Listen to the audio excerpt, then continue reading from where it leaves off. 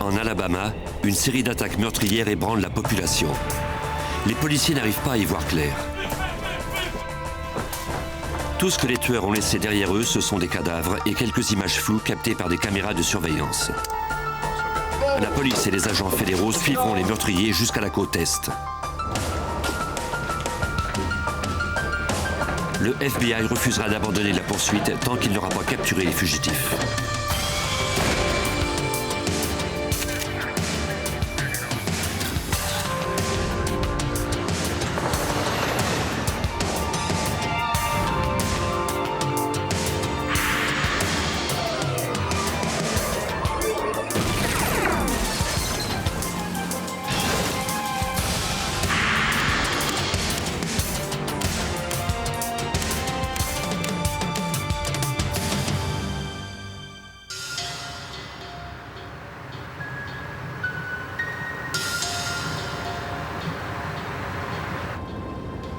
Dans les années 1990, à Birmingham, il y eut à la fois une baisse de la population et du taux de criminalité.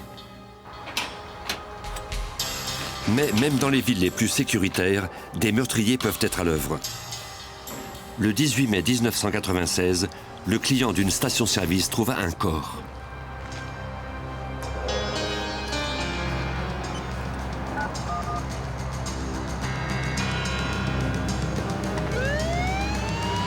La police de Birmingham répondit à son appel.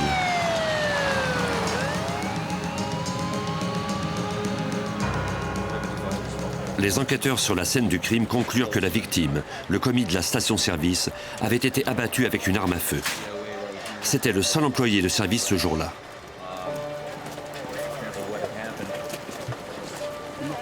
Le client n'avait pas été témoin du crime. Une traînée de sang menait à l'intérieur du magasin jusqu'à l'arrière du comptoir. La mare de sang qu'il y avait là indiquait que l'employé y était resté un moment avant de sortir, peut-être dans l'espoir de trouver de l'aide. Il s'était rendu avec difficulté dans le stationnement. Les policiers crurent d'abord que le vol était le mobile du crime, mais ils se ravisèrent en voyant de l'argent sur le comptoir. De plus, la caisse enregistreuse était encore pleine de billets. On ne trouva aucune empreinte digitale suspecte. Et il n'y avait aucun témoin. Les enquêteurs récupérèrent l'enregistrement de la caméra de sécurité pour le remettre au laboratoire judiciaire.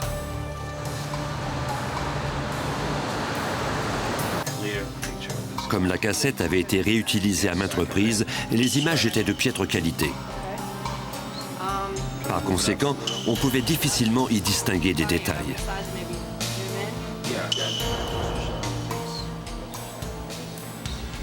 Des experts en électronique tentèrent d'améliorer la définition des images. Cela permit aux enquêteurs de se faire une idée précise de la façon dont le crime avait été commis. Les images confirmaient ce que les indices laissaient présumer. Un client, seul, avait abattu le commis d'un coup de feu même si celui-ci s'était plié à ses exigences. À l'évidence, il s'agissait là d'un crime gratuit.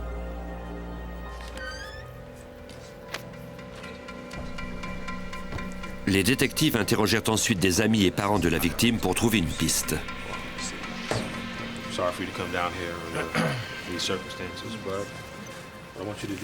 Mais aucun d'entre eux ne put reconnaître le visage du meurtrier, ni dire pourquoi on avait voulu la mort du jeune homme.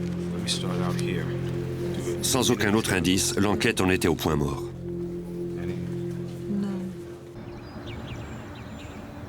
Deux mois plus tard, à 30 km au sud de Birmingham, James Jones, le shérif de Shelby County, reçut un appel de deux personnes d'un commerce de prêt sur gage. Quand on a reçu l'appel, on n'a pas vraiment saisi ce qui s'était passé. On avait des raisons de croire qu'il y avait eu des pertes de vie à cet endroit. Mais comme c'est plutôt rare par ici, j'ai été très surpris de constater que c'était bien le cas en arrivant sur la scène du crime. Les experts conclurent que le propriétaire du commerce de prêt sur gage avait été tué de plusieurs coups de feu. Une des employées reposait dans un état critique. Elle avait reçu un projectile à la tête. Des enquêteurs estimèrent que le total de l'argent et des bijoux volés s'élevait à 2 300 $. De plus, tous les étuis d'armes à feu avaient été vidés. Comme ce commerce était fréquenté par une clientèle nombreuse, les techniciens n'eurent aucun mal à relever les empreintes de plusieurs centaines de personnes. Il serait très difficile de trouver un suspect parmi elles. Le chef enquêteur assigné à cette affaire était le sergent du comté Michael DeHart. On devait faire analyser de nombreux indices, comme les empreintes digitales par exemple. Mais on n'a rien trouvé de concluant. La seule chose qu'on ait découverte sur les lieux, c'était des douilles de projectiles. L'arme du crime était un pistolet automatique de calibre 380. À ce moment-là, on ignorait s'il s'agissait d'un crime isolé ou si, au contraire, il faisait partie d'une série de crimes. Ce meurtre ressemblait à celui qui avait été commis à la station-service, sauf que celui-ci était relié à un vol. Les détectives regardèrent l'enregistrement vidéo de la caméra de sécurité du commerce. On y voyait 2 jeunes hommes entrer dans le magasin à 15h23. Ils avaient empêché le propriétaire de s'échapper et l'avaient obligé, lui et son employé, à rester derrière le comptoir. Les policiers aperçurent aussi, mais confusément, un pick-up rouge à l'extérieur du commerce. Les 2 suspects s'en étaient vraisemblablement servis pour prendre la fuite. Ils avaient pillé le commerce pendant 13 minutes sous le regard inquiet des employés. Puis, ils les avaient tués à bout portant. Rien n'indiquait que ces victimes avaient résisté ou tenté de résister à leurs assaillants. Elles avaient obéi à leurs ordres, croyant sans doute qu'en agissant de la sorte, elles auraient la vie sauve. Mais au contraire, on les a littéralement exécutées. C'était affreux.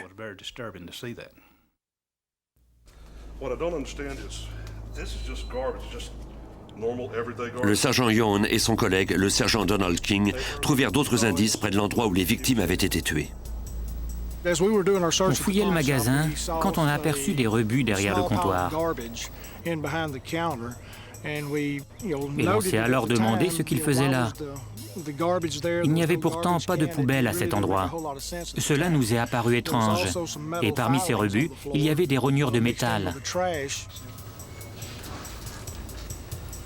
Ces fragments provenaient d'une machine servant à reproduire des clés sur le comptoir. Les détectives les recueillirent pour analyse. Ils croyaient que les meurtriers étaient partis avec la poubelle, mais ils ignoraient pourquoi. La loi fédérale américaine stipule que quiconque achète ou vend des armes à feu doit conserver les relevés des transactions. Les détectives demandèrent à l'un des employés de leur montrer ce registre pour qu'il puisse faire le relevé des armes qui manquaient. Ils eurent au fait de constater que les 2 hommes avaient tout pris. Au total, ils étaient partis avec 32 armes à feu. Cette nouvelle a eu l'effet d'une bombe sur nous. Qu'allait-il donc faire de ces armes? Que faisait-il en ce moment même et que comptait-il faire par la suite? Comme il y avait un risque sérieux que d'autres crimes tout aussi violents soient commis, les détectives contactèrent sans attendre le bureau du procureur de Shelby County. L'assistant du procureur, Randy Hillman, se joignit alors à l'enquête. On aime être associé à une enquête dès le début. Cela nous facilite la tâche et c'est la même chose pour les policiers qui travaillent sur la scène du crime.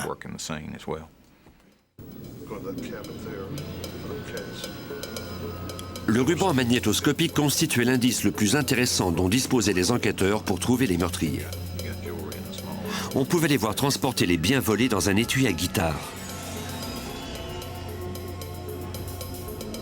L'un d'eux avait tiré sur le propriétaire et sur l'employé. À un moment donné, son arme s'était enrayée. Presque machinalement, il avait dégagé l'arme de ce qui l'obstruait et l'avait rechargée avant de tirer de nouveau.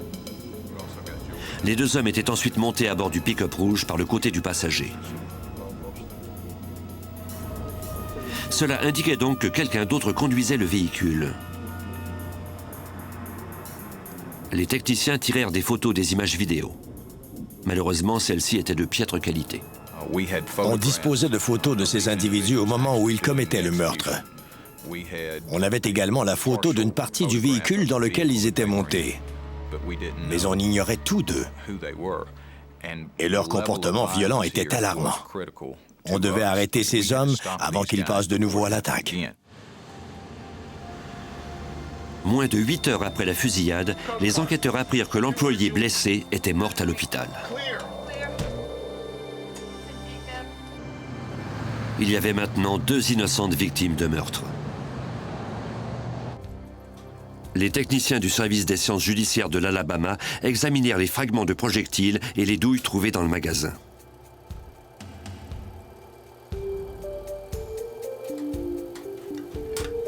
Ils les comparèrent ensuite aux projectiles utilisés lors des crimes perpétrés dans le secteur, notamment lors du meurtre du commis de la station-service de Birmingham. Mais ils ne trouvèrent aucune ressemblance entre les balles. Les enquêteurs étaient pourtant enclins à croire qu'il y avait un lien entre ces meurtres. Ils demandèrent alors l'aide du public.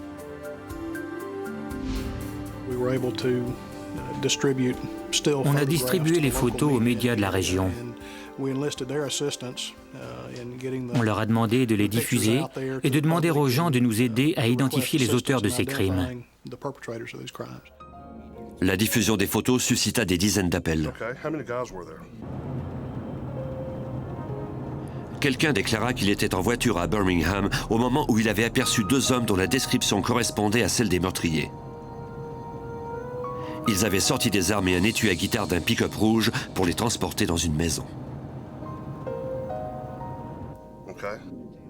On n'avait jamais fait état de cet étui à guitare dans les médias. L'homme au bout du fil déclara qu'il connaissait les suspects, mais seulement par leur surnom dans le milieu, Turkey et Maine. Les détectives de Shelby County transmirent ces informations à la police de Birmingham. Le service métropolitain disposait d'une liste des surnoms des criminels. Turkey était le surnom de Marcus Presley, âgé de 16 ans. Celui-ci ressemblait au jeune homme qui avait commis les meurtres au commerce de prêt-sur-gage. Quant à Maine, il avait 18 ans et son vrai nom était LaSamuel Gamble. Il ressemblait au 2e voleur du commerce. Les 2 suspects avaient plusieurs crimes à leur actif. Grâce à des documents de la cour, les enquêteurs obtinrent l'adresse de Gamble. On savait que les individus qu'on recherchait étaient dangereux. Ils avaient déjà tué et l'on craignait qu'ils ne recommencent. Dès le début des recherches, on a donc pris toutes les précautions possibles.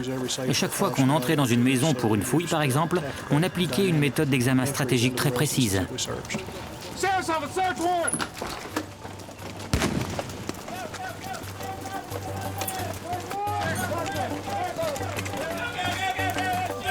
L'équipe d'arrestation s'assura que la maison où vivait Gamble ne présentait aucun danger. Il n'y avait personne. Les 2 redoutables meurtriers, qui disposaient de tout un arsenal d'armes volées, couraient toujours en liberté.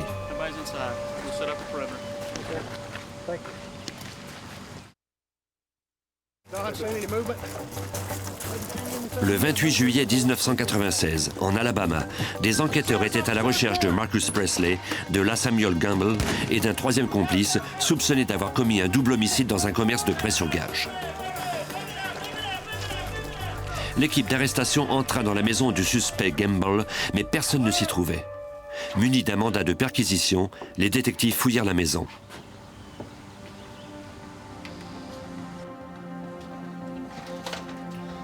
Le sergent Russell Young de Shelby County trouva alors des indices qui démontraient que le suspect était mêlé au double homicide.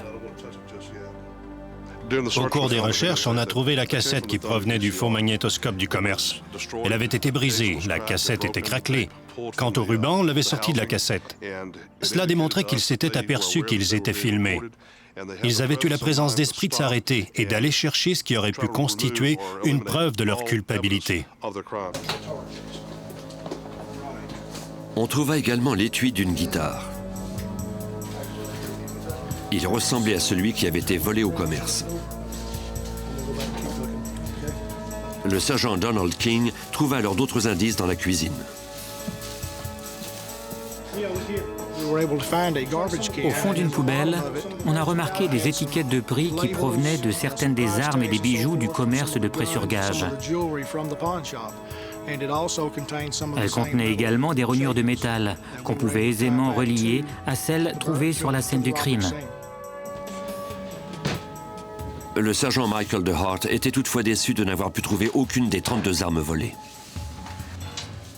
Au moment des recherches, on savait que 3 personnes étaient mêlées à cette affaire, mais on ignorait qui pouvait être la 3e personne.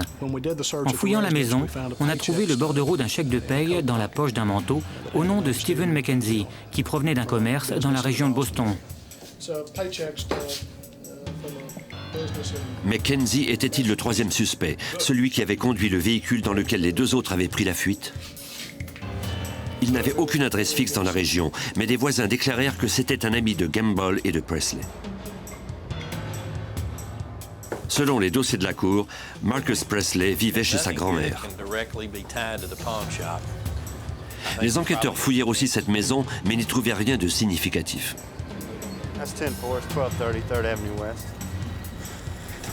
La grand-mère de Presley arriva pendant la perquisition. Yes, ma'am. We got a search warrant to search this residence.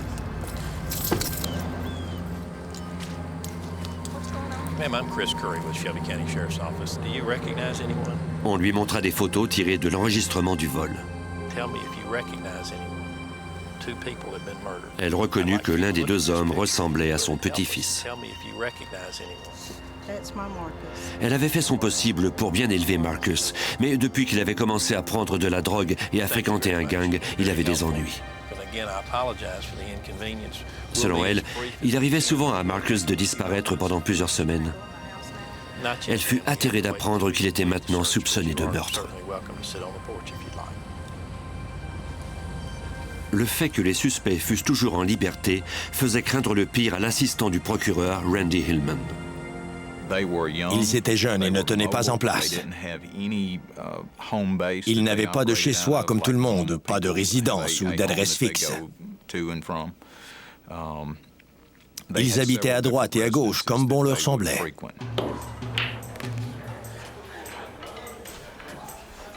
Les détectives ratissèrent le quartier que fréquentaient Gamble et Presley, interrogeant tous ceux qui les connaissaient.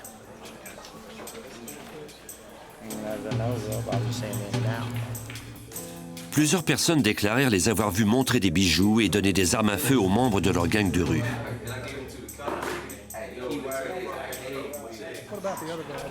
Certains avaient entendu dire que les suspects se trouvaient toujours dans le secteur et fournir les adresses où l'on pourrait peut-être les trouver.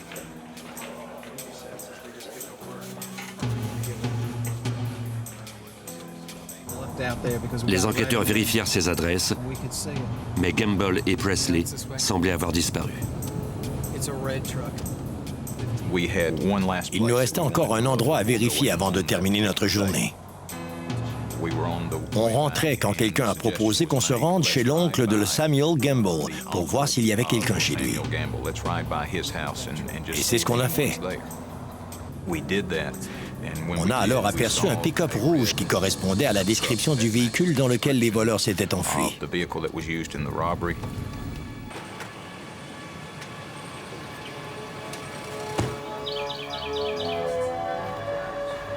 Même si le véhicule n'était pas immatriculé, il portait un numéro d'identification.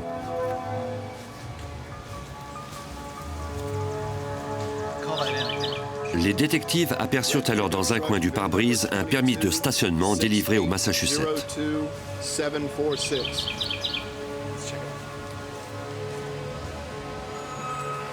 Ils espéraient que l'oncle de Gamble leur fournirait des informations sur les suspects.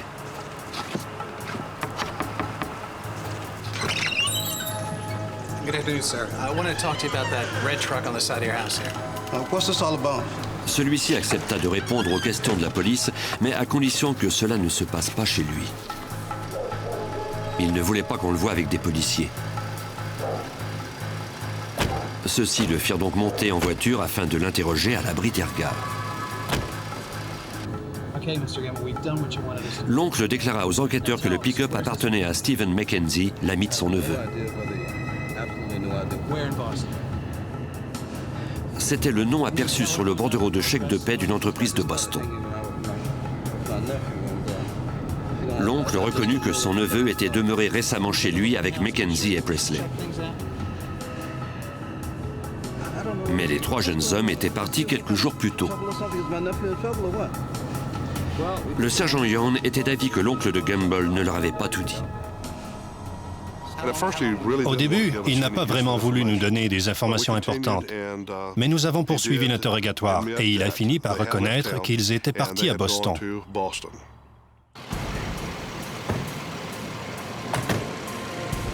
On vérifia le permis de stationnement du Massachusetts sur le pick-up rouge. Le véhicule appartenait bien à Stephen Mackenzie, le présumé conducteur du pick-up. L'oncle de Gamble finit par donner l'autorisation aux policiers de fouiller sa maison. Il leur suggéra de regarder sous la galerie.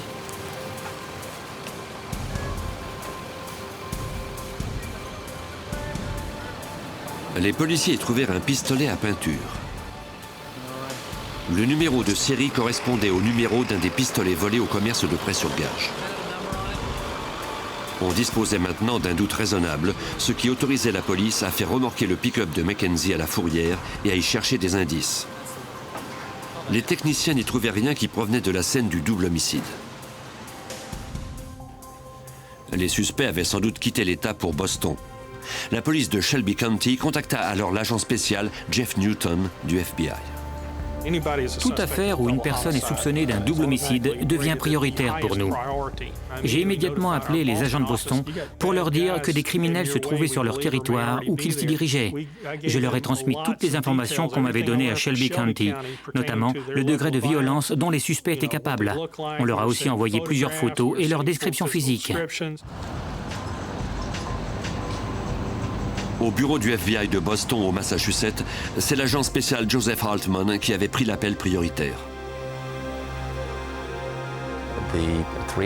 On nous a dit que ces trois individus étaient des meurtriers sans pitié.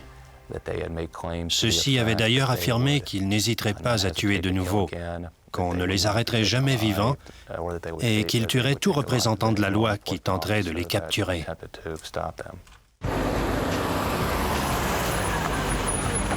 Les agents de Birmingham avaient également envoyé à leurs collègues de Boston une liste d'endroits qu'ils devraient visiter.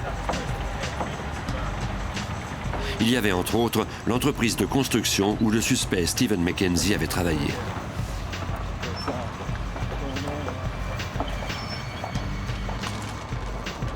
Les agents interrogèrent le propriétaire.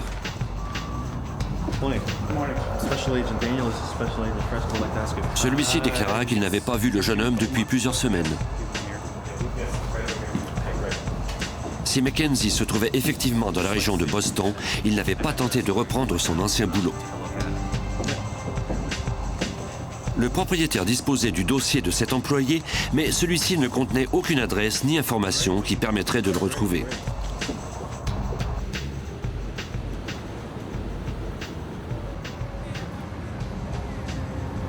Les agents de Boston se rendirent aux autres adresses que leur avaient envoyées les agents de Birmingham, notamment celle d'un deuxième oncle de la Samuel Gamble.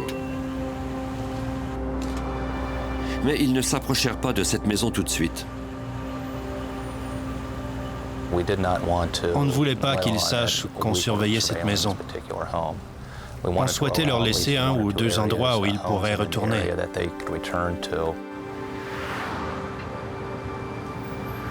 Après quelques heures, les agents aperçurent un homme quitter la maison.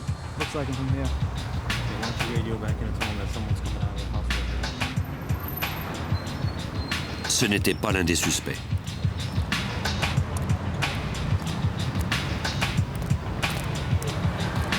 Ils attendirent pour s'assurer qu'il était seul et que personne ne le voyait.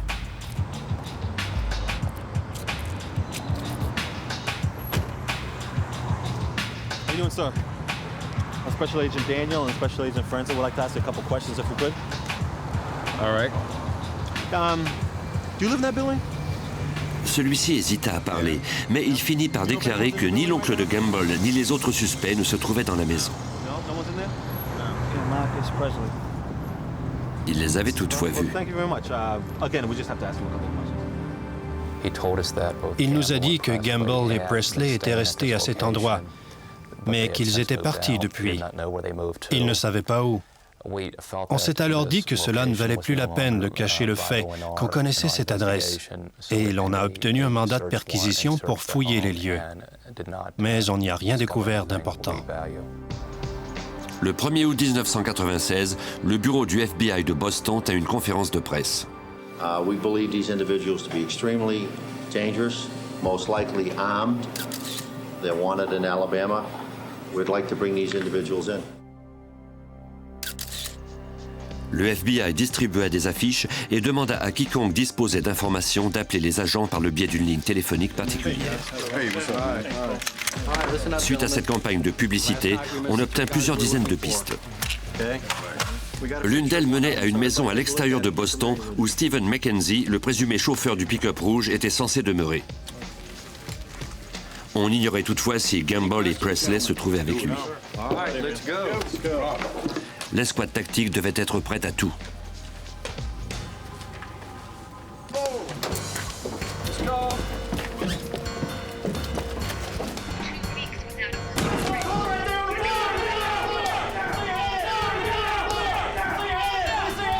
On surprit Mackenzie.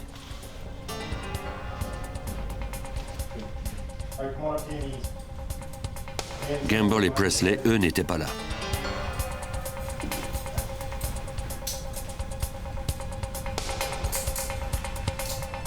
Les deux fugitifs circulaient toujours dans les rues, armés jusqu'aux dents.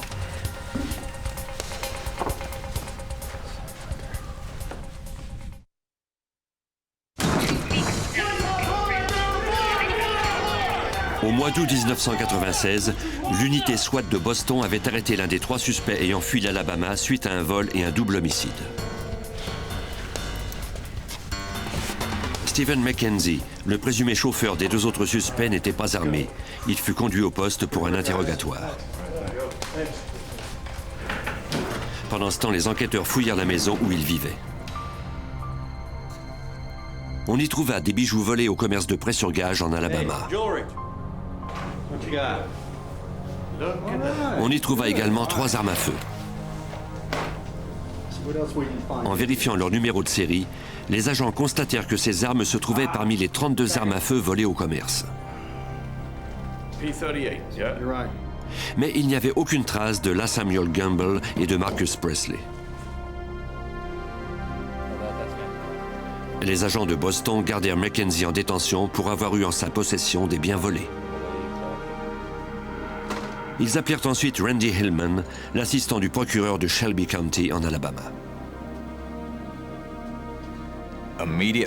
Tout de suite après avoir reçu cet appel, on a sauté dans un avion en partance pour Boston pour aller aider les enquêteurs là-bas. Il fallait espérer que Mackenzie dirait où se trouvaient ses complices. On savait à quel point ils étaient dangereux et on savait aussi le nombre d'armes qu'ils avaient en leur possession et le risque qu'ils représentaient. Les autorités de Shelby County interrogèrent Mackenzie. Our major concern is that these weapons are going to get back out on the street and someone else, innocent persons, are going to lose their lives. And we don't want to see that happen. On lui montra les preuves amassées contre lui. Dans l'espoir de voir sa peine réduite, le suspect passa aux aveux.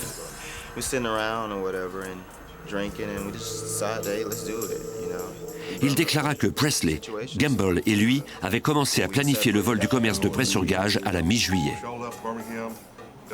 Il s'était rendu au commerce une première fois pour y jeter un coup d'œil. Gamble avait alors affirmé qu'il serait intéressant de dévaliser cet endroit car on y trouvait des armes, des bijoux et de l'argent liquide et qu'il n'y avait pas de gardien de sécurité.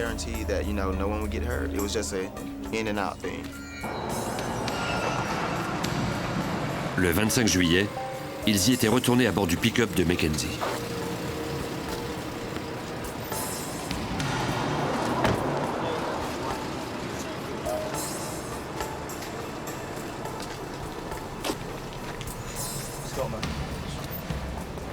Gamble et Presley étaient entrés dans le commerce pendant que Mackenzie les attendait dans le véhicule. Il ne devait prendre que l'argent et les objets de valeur.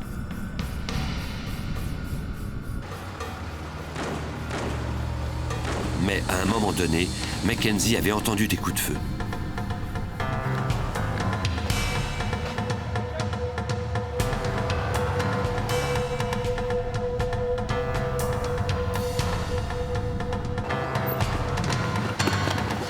Ses deux complices avaient pris ce qu'ils étaient venus chercher, puis le trio avait pris la fuite. I have a hard time believing that you don't know where they are. I know we're right there close, we're real close to them, and I still think that they're real close around here. Mackenzie déclara que Gamble et Presley étaient ensuite venus à Boston avec lui. Il croyait qu'ils étaient toujours dans la région.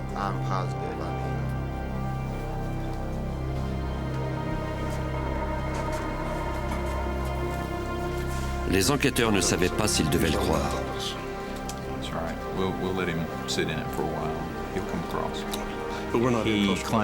Il a déclaré qu'il ignorait où ils étaient, mais on était persuadé du contraire. Il nous a, par contre, fourni des informations utiles, entre autres sur les endroits où ils étaient restés. Je crois toutefois que Mackenzie nous a caché des choses. Il en savait plus que ce qu'il nous a dit.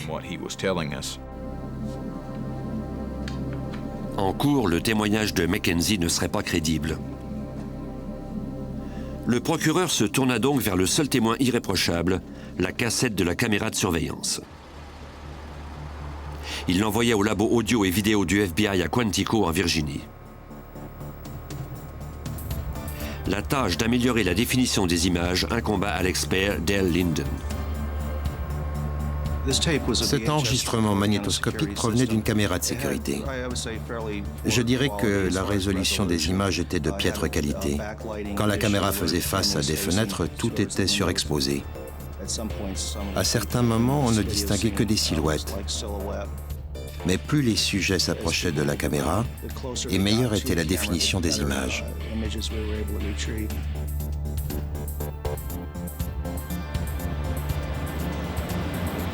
En ne retenant que les scènes où les meurtriers étaient le plus près de la caméra, Linden se mit au travail.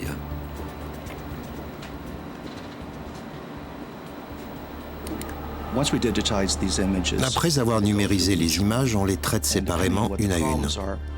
Selon les problèmes qu'on rencontre, on utilise tel ou tel type de filtre. Dans ce cas en particulier, la première chose qu'on a faite, ce fut d'ajuster les contrastes pour que les images soient plus nettes et qu'on voit ainsi mieux les sujets.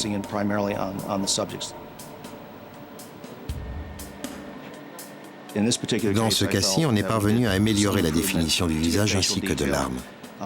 On distingue également mieux les faits et gestes des deux hommes dans le commerce. Les résultats ne firent qu'étayer les preuves contre Gamble et Presley. Maintenant, les autorités devaient les arrêter.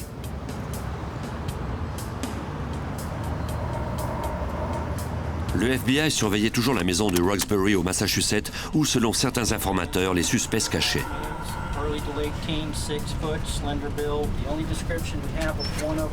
Pour l'agent spécial Joseph Haltman du FBI, il s'agissait là de la meilleure piste dont il disposait.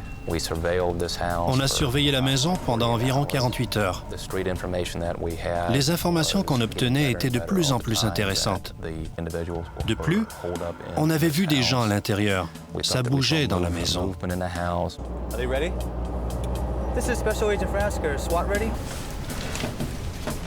Les agents ordonnèrent aux membres de l'unité SWAT de se tenir prêts à entrer.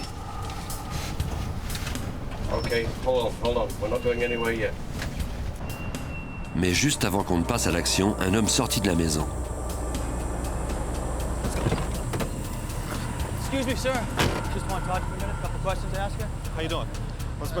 Les agents croyaient qu'il s'agissait de l'oncle de Gamble. Celui-ci était en probation suite à un crime. Quand un prisonnier est mis en liberté provisoire, il accepte de ne pas faire valoir ses droits en vertu du 4e amendement. Cela signifie que les policiers peuvent l'arrêter et le fouiller en tout temps.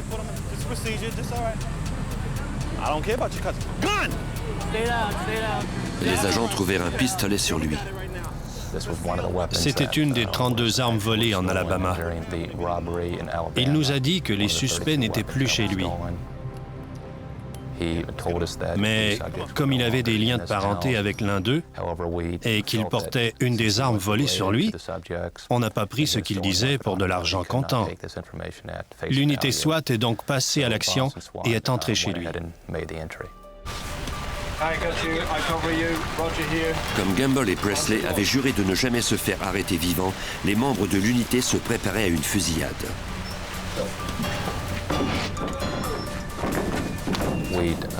On croyait qu'on ne sortirait les deux suspects de là que par la force.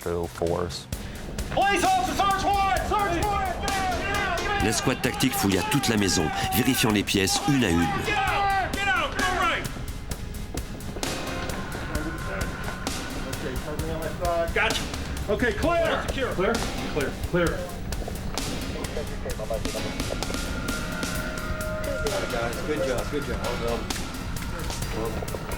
Il n'y avait personne.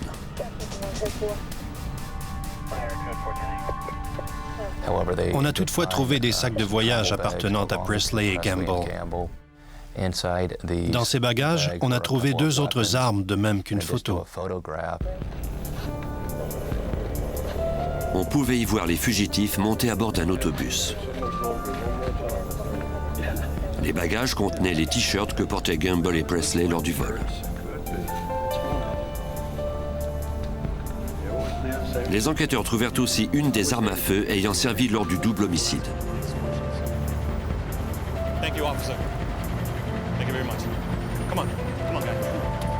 L'oncle de Gamble trouva que son neveu et Presley étaient restés chez lui.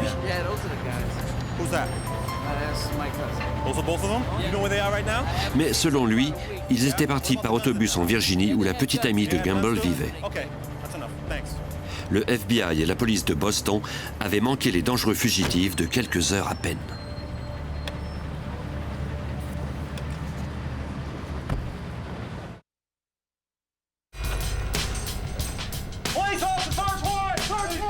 Le 5 août 1996, les fugitifs La Samuel Gamble et Marcus Presley avaient échappé à une équipe d'arrestation à Boston. L'oncle de Gamble avait déclaré aux agents que les deux jeunes hommes étaient partis en Virginie où vivait la petite amie de son neveu. Il ne savait toutefois pas exactement où. Pour limiter les recherches, le FBI obtint les relevés téléphoniques des maisons de Boston où les suspects étaient vraisemblablement restés quelque temps. Au cours des 48 heures suivantes, les agents examinèrent les relevés à la recherche de numéros composés à plusieurs reprises. Selon l'agent du FBI, Joseph Altman, il y en avait un en particulier. On a trouvé un numéro de téléphone qui avait été composé environ 2 mois et demi avant les meurtres et une semaine après. L'abonné de ce numéro était de la région de Norfolk en Virginie. Les agents de Boston contactèrent alors le bureau du FBI de cette ville. Le 8 août, l'agent spécial John Harley reçut l'ordre d'aller arrêter les deux fugitifs. Les jeunes peuvent être parfois imprévisibles. Un criminel plus vieux a pris certaines habitudes. Il peut avoir des comportements que l'on connaît et dont on peut tenir compte pour préparer l'arrestation. Mais dans ce cas-ci, les deux individus étaient très jeunes et il nous était difficile de prévoir comment ils réagiraient.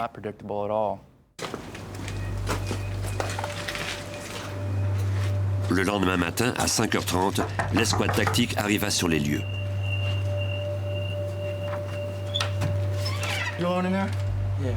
Quelqu'un a alors répondu à la porte. On ne savait pas s'il correspondait à la description d'un des suspects qu'on nous avait donné, mais on est quand même allé de l'avant et on lui a demandé la permission de fouiller l'appartement. Il a alors donné son consentement. Il reconnut le visage des suspects sur des photographies. L'individu auquel on a parlé nous a fourni des informations.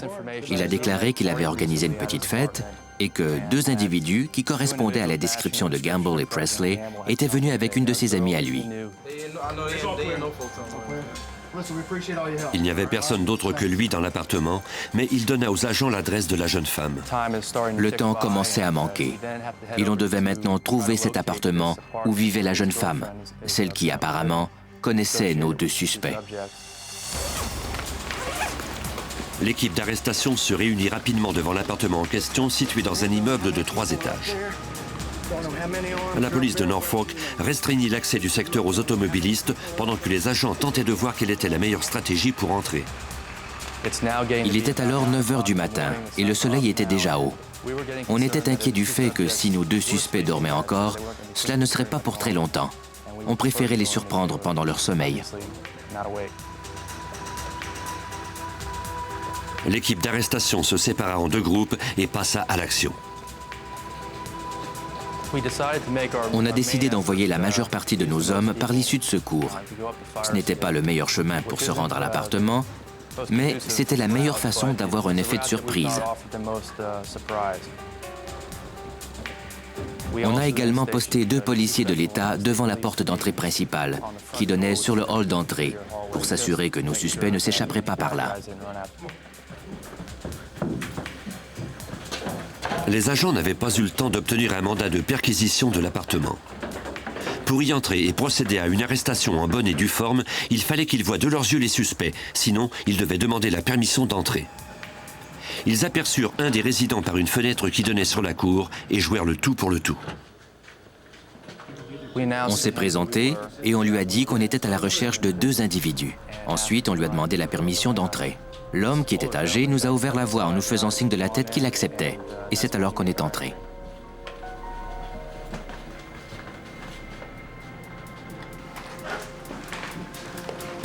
Les agents trouvèrent Presley en premier.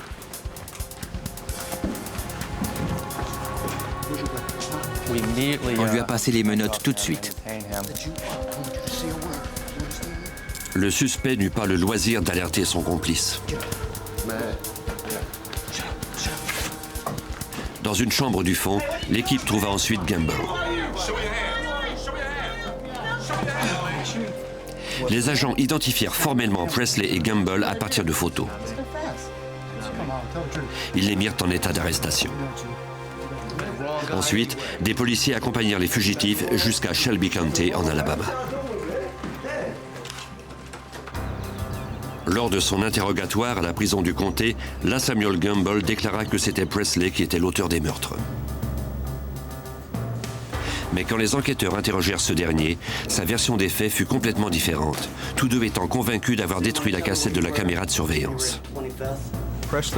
Presley et Gamble croyaient que personne n'avait survécu lors du vol et que par conséquent, personne ne pouvait avoir décrit les événements en détail. Ils ont continué à se montrer du doigt l'un l'autre à coups de « ce n'est pas moi, c'est lui », jusqu'à ce qu'ils voient l'enregistrement. Ils ont alors bien compris qu'ils ne pouvaient plus mentir. On savait qui avait commis les meurtres. La teneur de leur déclaration a dès lors changé du tout au tout. Finalement, Marcus Presley en est venu à passer aux aveux et à nous dire qu'il était l'auteur du double homicide.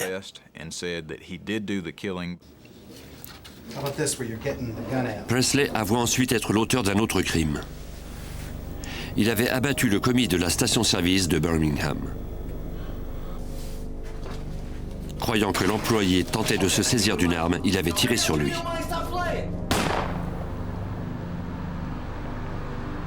En 1997, les 3 suspects ont eu droit chacun à un procès. Pour son rôle, Stephen McKenzie a écopé de 50 ans de réclusion. Un jury de l'Alabama a jugé Samuel Gamble coupable d'homicide au 1er degré et l'a condamné à mort pour avoir été impliqué dans les crimes du commerce de prêts sur gage. Marcus Presley a eu droit à la peine de mort pour avoir tué le commis de la station-service. Un autre jury l'a condamné à une seconde peine de mort pour le double homicide.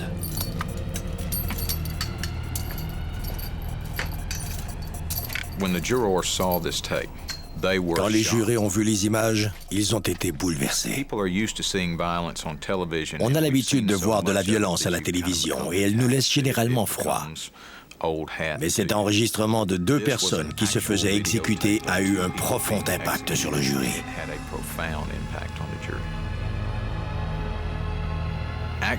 D'une certaine façon, le propriétaire du commerce a, malgré lui, joué un rôle important dans l'enquête sur son propre meurtre. En installant un faux magnétoscope, il nous a permis d'obtenir un enregistrement du double homicide et ainsi de résoudre cette affaire beaucoup plus rapidement et sans équivoque.